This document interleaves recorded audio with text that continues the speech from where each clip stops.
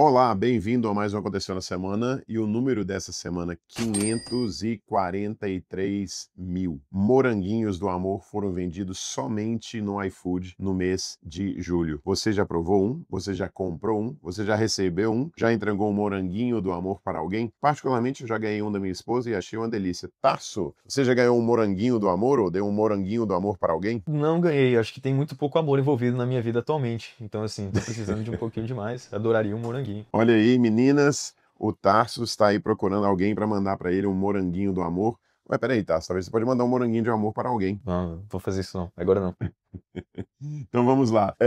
Fala para nós o que aconteceu no mercado nacional e internacional. Vamos então para um panorama do mercado. A gente pode começar falando do mercado financeiro em si, né? Teve alguns ajustes, teve muita cautela e também sempre tem algumas movimentações estratégicas que é interessante se olhar sobre. Se a gente começar pelos índices, o Ibovespa fechou a semana com 132 mil pontos, caiu cerca de 0,74% na sexta-feira e ele acumula um leve recuo. Essa volatilidade foi alimentada por ruídos de políticas intensas, então incertezas em mercado, o Trump falando de coisas de um lado, o Brasil com muitos problemas em relação à recessão possível, né? E o shutdown do mercado. E basicamente é isso. Lá fora, o S&P 500 e o Nasdaq fecharam em alta, o primeiro de 0,28%, o segundo de 0,43%, o Eurostock subiu 1,39% e o Nikkei avançou quase 1%. O dólar continua subindo, agora ele está 5,57. Foi uma oscilação pequena, porém é relevante para a gente que está aqui no Brasil. O Bitcoin também se mantém estável na casa dos 108 mil pontos. Falando um pouquinho de empresas no mercado corporativo, a gente pode citar a WEG. O mercado financeiro ficou preocupado com o impacto potencial do tarifaço dos Estados Unidos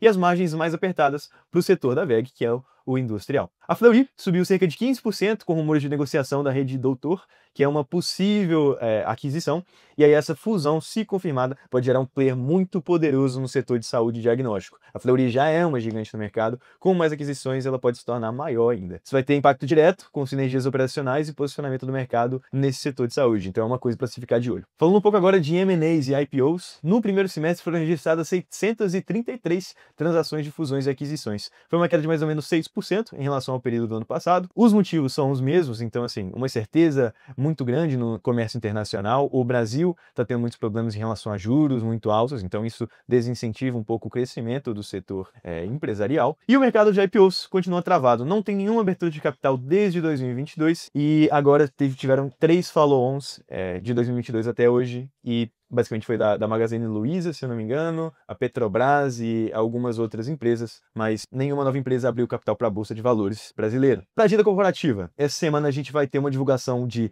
algumas empresas, vão ser os balanços da Telefônica Vivo, do Bradesco, do Santander, da TIM, da Gerdau, da Marco Polo e da CSN. E por último, uma notícia que eu achei muito interessante é sobre o ESG no mercado corporativo. O Banco do Brasil agora se inseriu no mercado do crédito de carbono e é uma notícia que movimenta muito, afinal o Banco do Brasil é uma instituição gigantesca que tem grande representatividade no nosso país. A instituição vai atuar com a tokenização de créditos e estruturação de projetos sustentáveis. Vai alinhar a agenda ESG que o banco está e pode abrir algumas novas fontes de renda. Mostra um pouco de como o mercado em si está respondendo às novas políticas ESGs que estão se tomando conta da política internacional. Por último, em relação a juros e o fiscal, a Selic segue a 15% e a inflação anualizada está por volta de 5,5%. Está acima da meta. A dívida pública passa dos 76% do PIB e é um déficit previsto de 104 bilhões de reais. Isso vai gerar mais cautela ainda no mercado, especialmente em relação à renda variável. Quem tem renda fixa tá mais felizinho, né? 15% de renda por ano é um valor bem legal se você não está correndo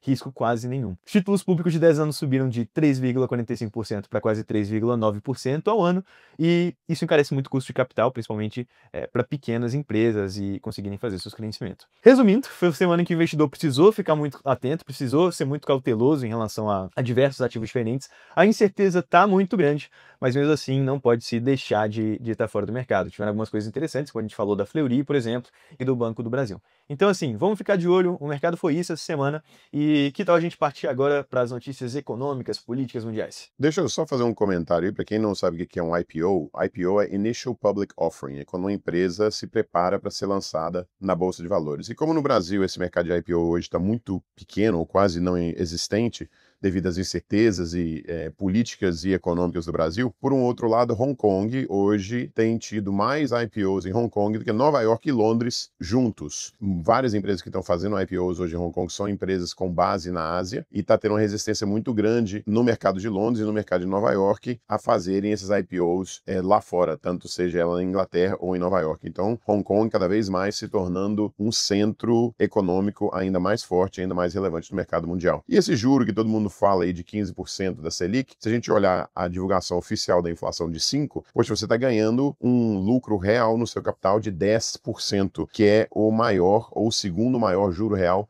do mundo inteiro. Então, muita gente hoje está correndo para a renda fixa, que está deixando de investir na economia, deixando de investir na própria empresa, porque está sendo mais inteligente deixar o dinheiro parado, emprestado para o governo. Mas vamos lá, tá? As outras notícias. Vamos lá. Então, para o risco mundial, tem a atenção internacional do Lula e do Trump. Então, o que aconteceu foi que o Donald Trump acusou o Brasil de distorcer algumas regras do comércio. O Lula respondeu publicamente com algumas críticas diretas ao Donald Trump. E agora o clima está tenso. Ele falou que vai esperar uma resposta do Brasil. O Lula tá falando que não é mineiro, mas se ele ouve um truco, ele pede 6. E basicamente é isso, um cenário de tensão que pode resultar em tarifas de até 50% sobre produtos industriais brasileiros. Mas vamos lá, faça seus comentários. Eu acho que a primeira coisa que a gente deve comentar é o seguinte: se nós fizermos as devidas proporções, para o Brasil, os Estados Unidos é o segundo parceiro comercial. E o Brasil, para os Estados Unidos, a relevância comercial é muito pequena. O que está mais preocupando são dois cenários. O primeiro cenário é o seguinte: que o Brasil está cada vez mais sendo alienado na política internacional. Um exemplo mais recente foi que a Ucrânia decidiu não nomear embaixador para o Brasil, por achar que o Brasil não teria relevância política internacional. Então, olha só, o Brasil, nesse cenário de política internacional, cada vez mais se torna um player que as pessoas escutam menos, que os países escutam menos. Então, algo muito preocupante, porque o Brasil, que é a 10ª economia do mundo, nós já chegamos a ser a 5ª, hoje somos a 10ª economia do mundo, está cada vez menos relevante no cenário político internacional. A briga do Trump e do Lula, o que a gente tem de prestar bastante atenção? Eu sempre comentei, e volto a dizer, o que o Trump faz está no livro dele, né, The Art of the Deal. Ele sempre foi um negociador. Então ele joga para todo mundo e fala assim: olha, eu vou colocar uma tarifa de 100%, vou colocar uma tarifa de 50%. Claro, o mercado americano vive também de exportar os seus produtos. Ele compra muito, mas ele também vende seus produtos para fora. E esse tarifaço, por mais que seja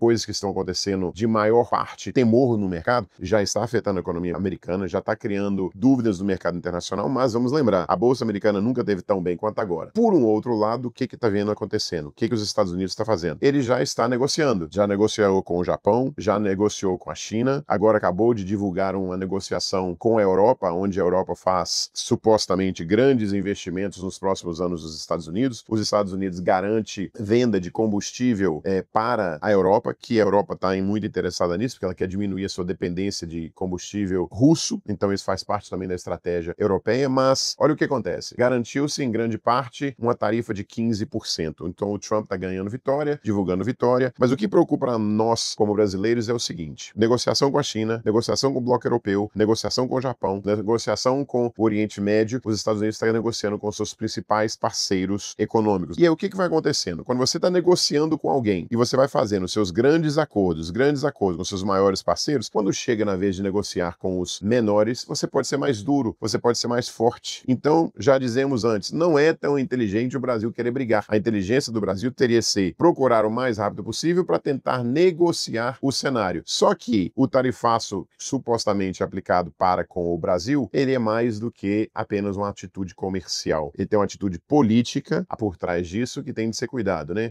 Tem misturas de opiniões em diversas partes. Nos Estados Unidos tem a gente achando que não quer se comentar, mas os bastidores estão falando que é um absurdo o que os Estados Unidos está fazendo com a interferência direta na política nacional brasileira, que eles não concordam com isso, tanto republicanos quanto democratas, mas por um outro lado, a força da negociação é muito grande para com os Estados Unidos em relação ao Brasil. Essa conversa tem de ser rápido, né? Teve relatório agora que o Brasil está tentando chegar na mesa de negociação procurando o Barack Obama. Peraí, gente, o Barack Obama agora está sendo atacado pelo Trump. Se esse for o caminho real que o Brasil tem, nós vamos ter graves problemas para frente. Mas a negociação, quanto mais rápida, melhor. Quem negocia negocia primeiro costuma ter os melhores resultados, e eu espero que seja encontrado um consenso o mais rápido possível. Porque, na verdade, é que quem está ganhando com isso até hoje é os Estados Unidos, e o Brasil tem muito a perder. Então, os negociantes brasileiros têm de correr o mais rápido possível para tentar fazer o melhor negócio possível, porque senão os Estados Unidos falam assim, aqui, não quero mais, não preciso mais negociar, minha regra é essa, que se quiser bem, se não quiser, amém. Não falta gente querendo fornecer produtos para os Estados Unidos. Por um outro lado, eu acho complicado isso tudo que acontece com o Brasil, mostra a fragilidade brasileira em relação à indústria, mostra a fragilidade brasileira em relação à tecnologia, mostra a fragilidade brasileira em ser um país exportador de commodity. É muito bonita a conversa. O Brasil é o celeiro do mundo, joia, mas a gente exporta um vagão de trem e importa um celular que tem quase o mesmo preço de um vagão de trem. O Brasil, se quer ter sucesso a longo prazo, vai ter de mudar essa política muito grande, vai ter de mudar essa política de industrialização de uma forma agressiva. Não adianta só entrar na conversa, o Brasil é o país verde, vamos produzir energia, vamos produzir... O Brasil tem que trabalhar em tecnologia, o Brasil tem que trabalhar em industrializações de produtos relevantes dentro do Brasil. O Brasil, o maior costa do mundo do Brasil, nós não fabricamos nenhum navio. O maior extensão, a quinta maior extensão do mundo, o país que menos tem estrada, menos tem ferrovia no mundo em relação ao tamanho da sua grandeza territorial. Tem muita coisa que tem que ser revista no Brasil e, claro, não vai ser de hoje e acontecer amanhã, mas é um projeto que todos os políticos têm ignorado e tá chegando a hora da gente estar ficando mais exprimido, menos relevante e, se não mudar, daqui a 20, 30 anos, o cenário pode ficar pior ainda. Então, vamos seguir para o próximo tema. Uma coisa que eu acho que se relaciona bem com os dois é o Temer. Ele gravou um vídeo que está circulando pelas redes sociais, isso é um pouco polêmico. Ele fala sobre as prioridades que o Brasil deve estar tomando. Pelo que parece, somos leves críticas tanto ao Lula quanto ao STF em relação ao Bolsonaro e tudo mais, e priorizando a negociação com países estrangeiros. Como o nosso próximo tema agora é sobre o Bolsonaro estar desafiando o STF, isso gerou um novo ruído institucionais. Para falar um pouquinho melhor do que aconteceu, em declarações públicas o presidente ex-Bolsonaro atacou diretamente o ministro Alexandre de Moraes e a fala reacendeu a tensão entre executivo e judiciário. Tem um jogo político gigantesco. Nós estamos prestes a chegar o ano eleitoral. Então, de uma certa forma, eu vejo o Bolsonaro na sua defesa, em prol do seu movimento político. Ele acusa agora quem está atacando ele que venha a ser o STF. Na minha opinião, nesse momento, nessa crítica política agora, a sensação que se tem olhando de fora é que vamos criar uma confusão na véspera da negociação. Se piorar a situação política do Bolsonaro dentro do Brasil por causa de atitudes tomadas pelo STF, pode piorar o cenário do Brasil de negociação. Então agora eu já não sei mais tudo que a gente fala, né? São opiniões, mas tá cutucando para ter uma reação agressiva, para dificultar lá para frente a negociação que o Brasil vai ter, para poder nessa negociação o Tchau fazer aqui. Se isso não acontecer, esquece. Então a impressão que se dá é vamos brigar, porque nós temos um irmão grande agora, que é os Estados Unidos, que se o trem piorar, vai falar assim, olha, para negociar, eu quero que resolva a situação do Bolsonaro. Pode ser uma estratégia política que está acontecendo nos bastidores. Mas independente, todos os lados estão tentando usar esse cenário que quem está espremido no meio dele é o povo brasileiro, com a economia que está complicada, juros altos, governo gastando mais do que arrecada, ou pior, criando mecanismo para arrecadar mais, onde espreme cada vez mais a economia, onde espreme cada vez mais a população brasileira, e nós temos dois cenários políticos brigando cada um pelo seu próprio interesse e o povo sendo exprimido no meio do caminho. Muito complicado, mais uma vez, né? Parece a sensação que dá, todo mundo tá olhando para a política pessoal e esquecendo da política nacional. O governo federal gasta para manter sua base política. Por quê? A base política está exigindo dinheiro, e o governo quer alimentar a sua base política com dinheiro visando a eleição. E a base política eu quero dinheiro. Quem paga a conta? O brasileiro. Quem paga a conta? O empresário. Quem paga a conta são as pessoas que precisam do Brasil para poder crescer, né? É um cenário que a gente vê repetindo e se intensificando cada vez mais, quanto mais tempo, mais perto chega do período eleitoral. Relativo também à negociação, a União Europeia e os Estados Unidos essa semana fecharam um acordo para reduzir as tarefas comerciais em 15%. O Brasil, obviamente, está de fora disso, está com as brigas políticas, está com as ameaças ainda de um lado ameaçando o outro, falando sobre a soberania nacional e tudo mais. É um caso difícil de se resolver, mas o Brasil está sendo bastante criticado no mercado internacional. No próximo tema, o crédito desacelera com a inadimplência controlada. O que aconteceu é que, segundo o Banco Central, as concessões de crédito recuaram 1,5% em junho. No entanto, o estoque de crédito total subiu 0,5%, alcançando 6,6 trilhões de reais. A inadimplência se mantém em patamar estável, mas com queda no crédito para veículos.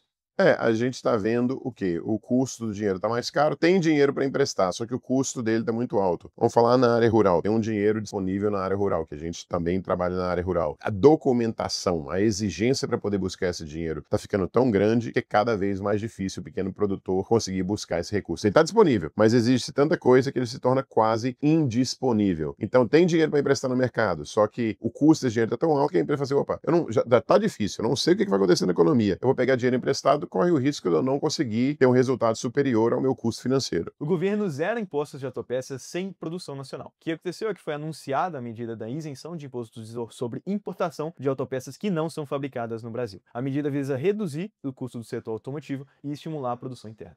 O Brasil tem muita deficiência em muitas peças, em muitas partes de automóveis, como chips, por exemplo. O Brasil não fabrica chips para automóveis, então é inteligente trazer essas peças de fora para incentivar e motivar a indústria. A pergunta que eu faço é, será que isso não continua gerando para frente um Brasil onde começa cada vez mais ser montador de carro e perder a capacidade de ter a tecnologia dos carros? Eu sei que fabricar na China muitas coisas é muito inteligente, mas eu falo que o Brasil tem cada vez mais, está vendendo sua tecnologia, vendendo seu conhecimento barato e nós estamos virando montador. Inicialmente, de imediato, tem um lado muito positivo. Vai reduzir alguns custos de produção de veículos no Brasil, que é absurdamente caro, especialmente pelas tarifas que tem nos veículos fabricados no Brasil, mas quem sabe a gente vai conseguir diminuir o preço de alguns carros no Brasil. E por último, o INSS inicia o ressarcimento por fraudes. Cerca de 1,1 milhão de aposentados serão pagos até o dia 30 de julho. Olha só, primeiro eu acho importante, não devia nem ter acontecido essa fraude que se fala em 60 bilhões de reais. Então vou começar a ressarcir as pessoas, mas todo mundo já esqueceu disso, ninguém fala mais nisso. E olha só que interessante, quando começou a cutucar de onde é que estava vindo essas fraudes, descobriram que a grande número dos envolvidos estavam ligados aos sindicatos no Brasil. Tem algum partido ligado a sindicatos no Brasil? Eu não sei se tem. Bom, mas talvez deveria olhar se existe algum partido político que está ligado a sindicatos no Brasil. Eu não sei muito bem se tem ou não. Bom, mas pelo menos as pessoas que perderam dinheiros que foi literalmente roubado de suas contas vão estar tendo a oportunidade de rever esse dinheiro. Faz falta para quem já precisa do dinheiro da aposentadoria, tomar qualquer coisa é muita coisa. Então eu acho importante estar ressarcindo essas pessoas. É isso. Muito obrigado por verem o vídeo. Estejam a gente com a próxima. Aprender a opção no Spotify, aprender a opção no YouTube e TDX Brasil no Instagram. Curte, comenta, fala o que você achou, que ajuda muito. Obrigado.